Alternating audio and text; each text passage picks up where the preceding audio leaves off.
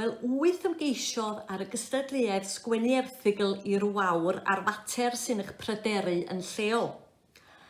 Mi oedd y pynciau'n amrywio o dyrchod daear yn tyrchio'r ardd, i wylanod yn nhref Caernarfon sy'n bla, i taflu sbwriel.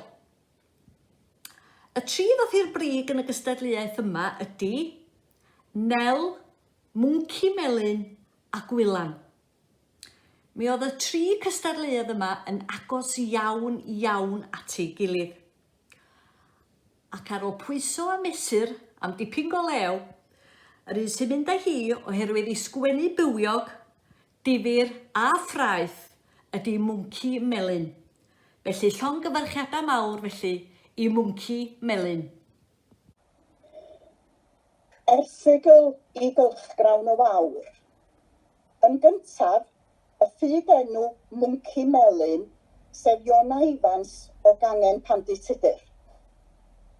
Yn ail, y ffug enw gwylan, sef Margaret Wyn Roberts o Gangen Caernarfon.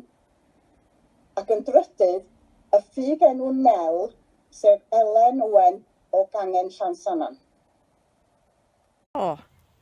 Iona dwi, a dwi'n aelod yng Nghangen Pandytudur.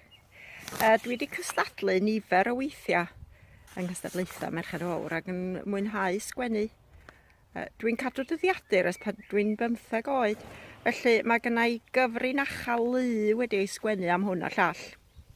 A felly dwi yn sgwennu rhywfaint bob dydd. A dwi'n siŵr fydd pawb yn medru uniaethu hefo'r darn nes i gystadlu arno efo erthygl i'r Wawr, sef hanes casglu sbwriel ar hyd ochr y ffordd man hyn. Problem pawb ohonom, a mae o'n ngyrru fi'n wallgo fel pob un arall mae'n siŵr. Felly, daliwch chi sgwennu i gyd. Wel, diolch yn fawr iawn am y sypreis. Margaret Wyn Roberts neu Maggie o Gangen Caernarfon ydw i. A cystadleuaeth eleni oedd erthygl am rhywbeth oedd yn pryderu chi yn eich bro. Fedrwn ni ddim meddwl am ddim byd heb dipyn bach o hiwmor yno fo oherwydd y cyfnod clo a salwch y gŵr. Felly mi nes i ddewis gwylanod. Maen nhw'n dipyn o broblem yn y dre yma.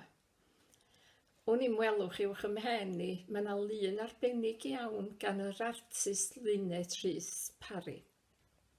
Pob blwyddyn mae yna wylanod yn nythu yn y corn drws nesa, a pan fydd yr un ciw bach yn dysgu hedfan, mi fydd y fam yn plymio i lawr ac mae'n anodd iawn rhoi dillad ar y lein.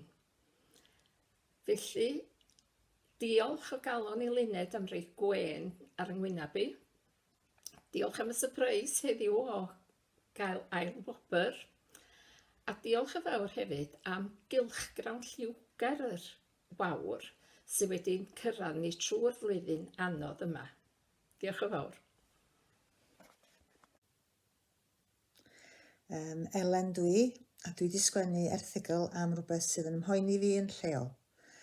Yr hyn sydd yn ymhoeni fi yma yn Llansannan ydy'r ffaith bod yna gymaint o lanas yn cael ei adael neu yn cael ei daflu neu'n chwythu ar hyd y ffyrdd gwledig sydd o gwmpas y pentref.